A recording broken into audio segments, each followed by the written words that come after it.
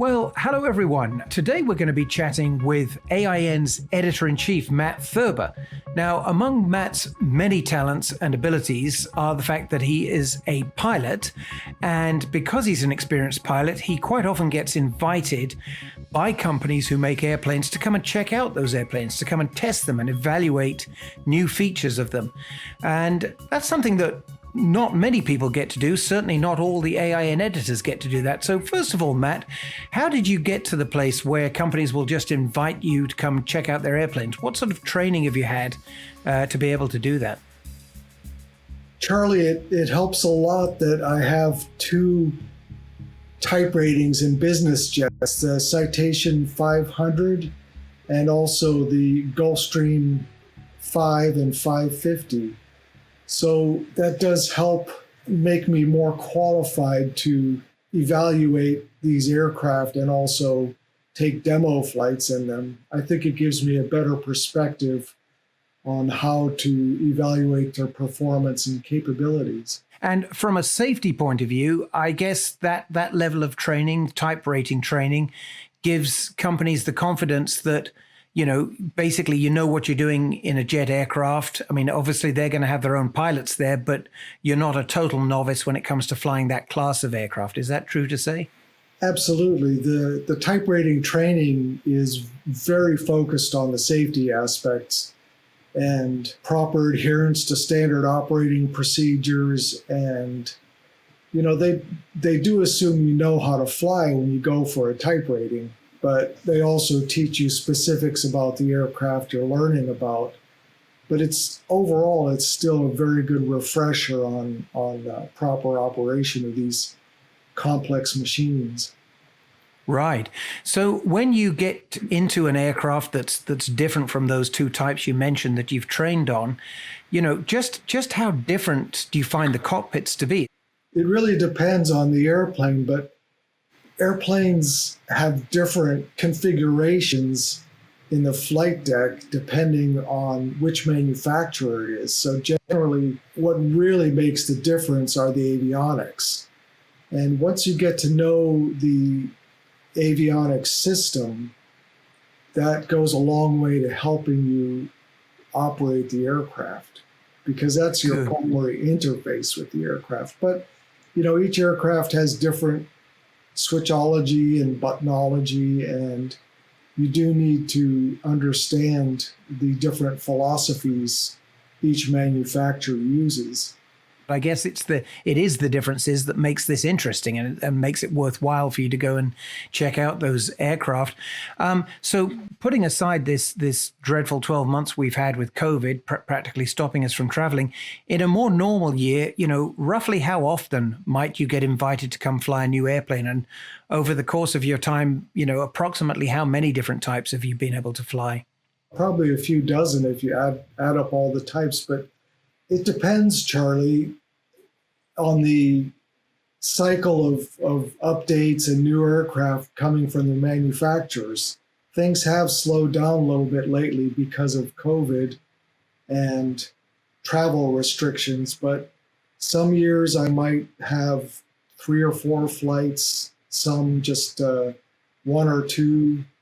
You might have one particular aircraft and then there's an avionics upgrade and that makes it a new model. So it flies basically the same, but the interface is different. So there's some new things to learn about it. Yeah, good point. In my mind's eye, one of the most obvious differences I can think of are some of the aircraft now have side stick controls at the side rather than a yoke in the middle.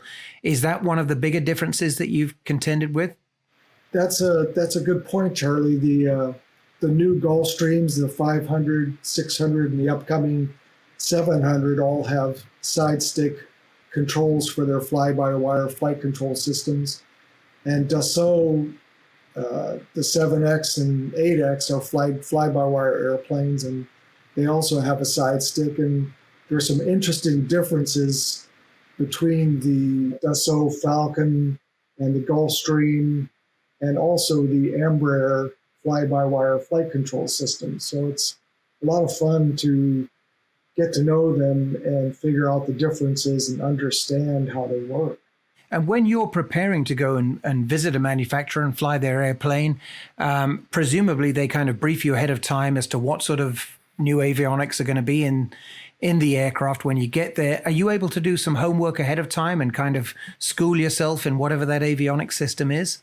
Absolutely. I don't like going there cold and not knowing what I'm looking at. So I always ask for a copy of the flight manual, flight planning guide, and any avionics manuals ahead of time. And I study those ahead of time, so I'm somewhat familiar with what to expect.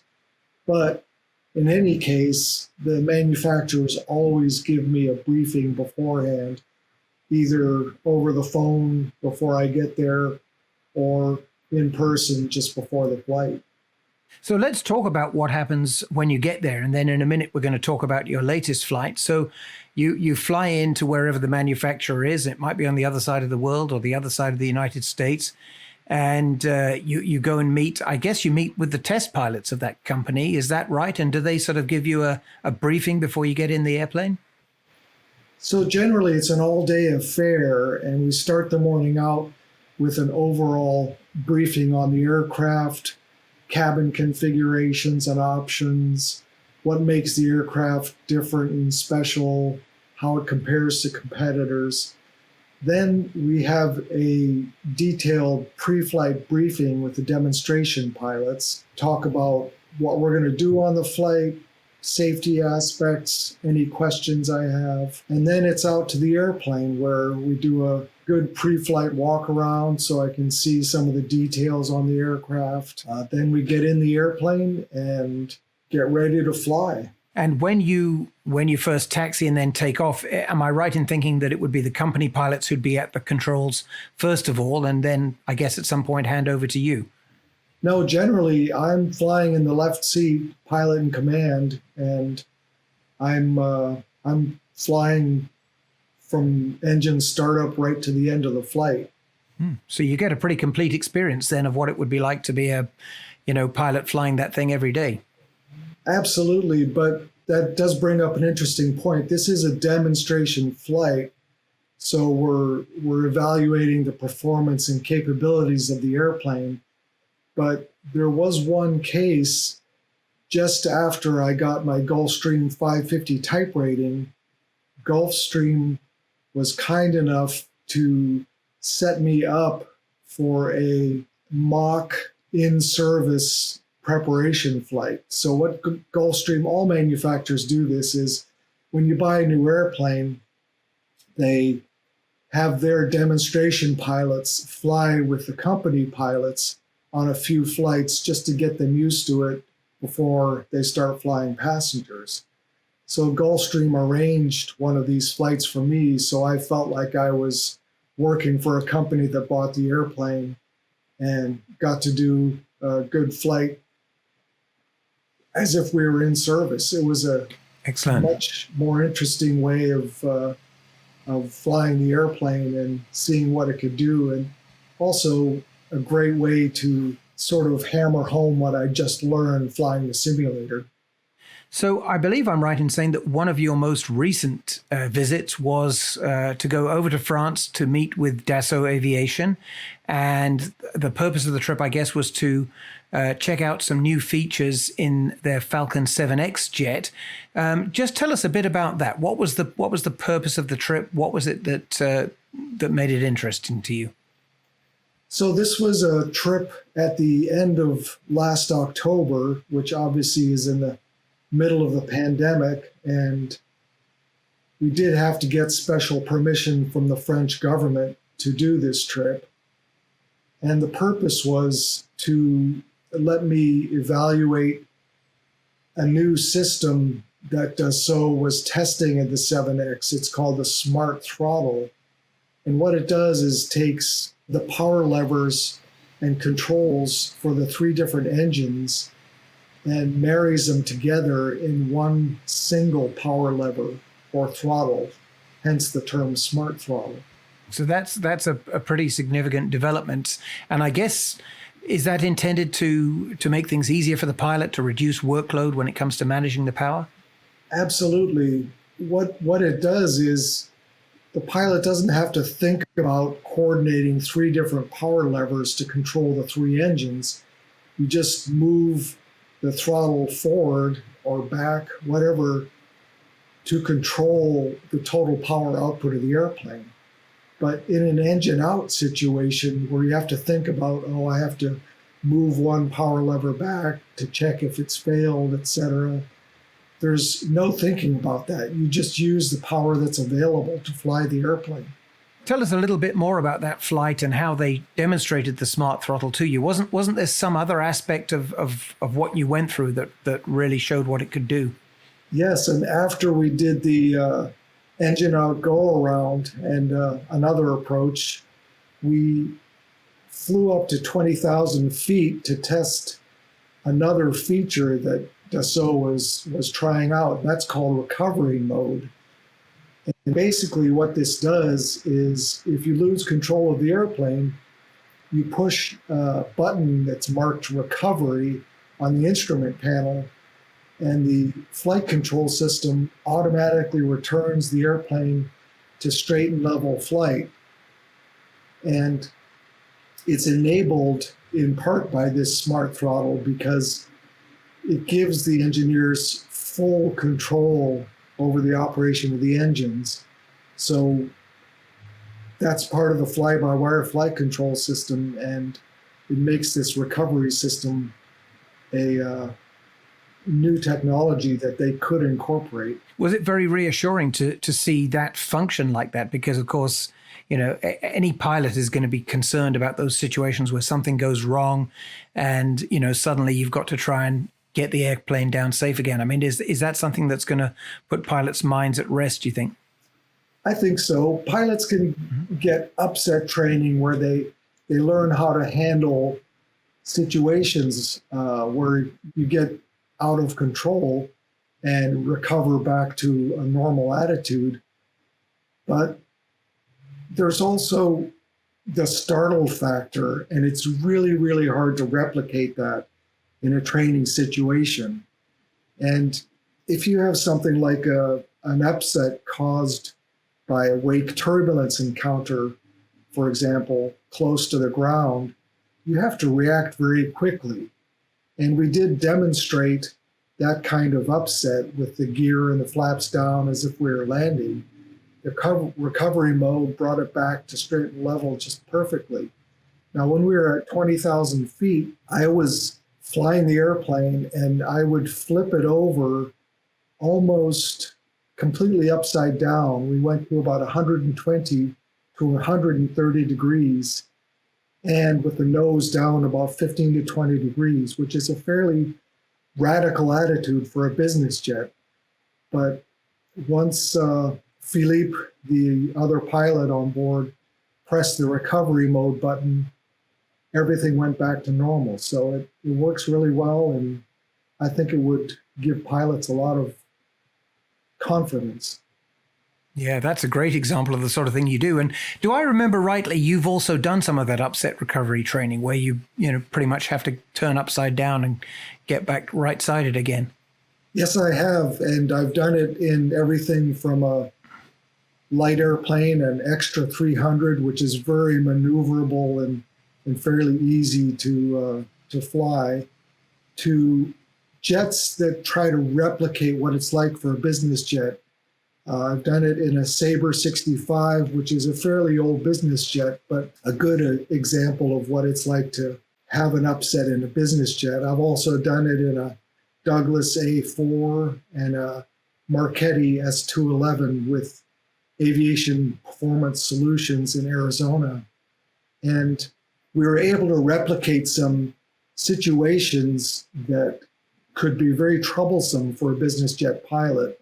For example, in the Douglas A4, we did the high altitude stall, and we started at about 32,000 feet, stalled the airplane, and what you learn in this maneuver is that you have to push the nose down and leave it down for a very long time. You can't just push the nose down and then expect to recover instantly. You have to leave the nose down for 6 to 8,000 feet before you can recover. And this is what it would be like in a high altitude stall in a business jet. Wow, that's extraordinary. So you really have to have a lot of faith in the system and your own abilities to do that. I would think, that you're not going to have an immediate recovery. You have to stick with whatever the training tells you to do. Absolutely, and this training is really beneficial. And didn't you once fly an airplane that had a full recovery system where, if the pilot blacked out or something or was seriously unwell, the plane could essentially land itself? Didn't you try that once? Yes, and that's really kind of a different system. That's Garmin's Autoland system, which is now in 3 airplanes in production. And for the demonstration, which was in a Piper M600, basically it's a hands-off demo, so you're just a passenger, but you push the auto land button, and after that the airplane does everything. It looks for a suitable nearby airport with a precision approach. That's one of the requirements. And it sends out radio calls automatically warning other traffic or air traffic controllers that there's an emergency going on and you're going to this particular airport. Now, during the demo, we didn't send out the radio calls, obviously, because that would have upset a bunch of people. But yeah. The airplane perfectly handled the situation. It flew us towards the airport. It put the landing gear down. It put the flaps down at the right time, landed us almost right on the center line, and then brought us to a stop right on the runway. And it's a fascinating system. Now, when you're doing these flights, of course, the end result for you, because you earn your living as an aviation journalist, is you're going to write a story about this stuff, or you're going to talk to somebody like me about this stuff. So how do you gather the information? You're there flying the aircraft, and you've got to focus on flying the aircraft safely with these other pilots. Do you take handwritten notes? Do you kind of record what's happening on some audio device? How do you actually keep it straight in your head, what actually happens, that you can write about it the next day? That's one of the big challenges of doing this, because I'm not only having the fun of flying the airplane, but I have to recall a lot of details so I can write about it. So what I do is I always have a notebook and a pen handy, and I use multiple GoPro or Garmin Verb cameras to record as much as I can. And some of this is footage that we use in videos that we publish, but some of it is just so I can recall details of the flight. There you are, flying several times a year, and you've done some fairly extensive training. I mean, if your job at AIN didn't exist, I mean, do you ever fantasize about being a professional pilot? How do you think that would be? I think about it. Sure, every pilot does, especially pre-pandemic when there was a big shortage of pilots, and I was getting postcards in the mail asking if I'd like to come work for various companies. But that happens to most pilots, I think. I think I would have enjoyed being an Alaska bush pilot, or I like ferry flying a lot, so I could see being a ferry pilot flying airplanes all over the world. I really enjoy going to new and different places, and that's one of the fun things that aviation lets you do. One other thing I wanted to ask you about, you mentioned simulators a while back, and I dare say you've flown in some simulators. People sometimes refer to a so-called full flight simulator, a level D full flight simulator. Just how realistic are those simulators for the benefit of a layman? I mean, is it really close enough to flying the real thing to be a worthwhile training device? These simulators are so realistic that in the US, the Federal Aviation Administration lets you get a type rating in a new airplane that you've never flown before entirely in the simulator. So technically, I could jump right from the simulator into the airplane, although if it's your first type rating, there are requirements for some mentor flying with you before you really can be turned loose. So But still, they're incredibly accurate. They've modeled so realistically that you can practice many, many emergency situations in perfect safety that will really help if it really happens. And then just one final question about the different airplanes you've flown. I mean, you're often there, as you say, checking out the avionics or some particular function of the aircraft, and that's all very interesting for you and for our readers. But people sometimes talk about the feel of an aircraft, what it actually sort of feels like at a bodily level to fly in the thing. And I dare say you've done your fair share of some speedy takeoffs and some steep landings and things like that. I mean, sometimes are these flights just plain exciting and fun, not just a matter of academic interest? Absolutely. It's a blast to fly all these different airplanes. I mean, I think I might get bored if I was flying the same airplane all the time. There's certainly flying a business jet, especially some of these jets with powerful engines, lightly loaded. Boy, takeoff is an exciting event. But flying different airplanes, you do have a hard time getting a real feel for it if you don't spend a lot of time in it. But I've had some experiences where I've been able to spend more time. Like I went to a Mitsubishi MU2 simulator training at SimCom in Florida once. And after the training, I flew with the MU2 expert, Pat Cannon, all the way from Florida back to Dallas, Texas in the MU2. And he let me fly the whole flight. So I got a really great personal experience, and I got to know the airplane a lot better. And it's one of my favorite airplanes now. Excellent. Well, Matt, thank you so much for sharing your experiences with us. That's really wonderful. And if any of these companies ever say, could you bring somebody along just to sort of pour the champagne in the back of the cabin and see what it's like holding the champagne glass while you do all these things, consider me a volunteer. I'll be along for that. It's about all I'm qualified for, I have to say. But there we go. Those were some fun stories, and keep on doing that. If aircraft manufacturers out there, if you've got anything that needs test flying, Matt Thurber, AIN Editor-in-Chief, is your man. And great chatting with you, Matt. Thank you, Charlie. Thanks for watching this AIN video. Please like, subscribe, and share it if you've enjoyed it. Also, visit AINonline.com for all the latest on the aviation industry.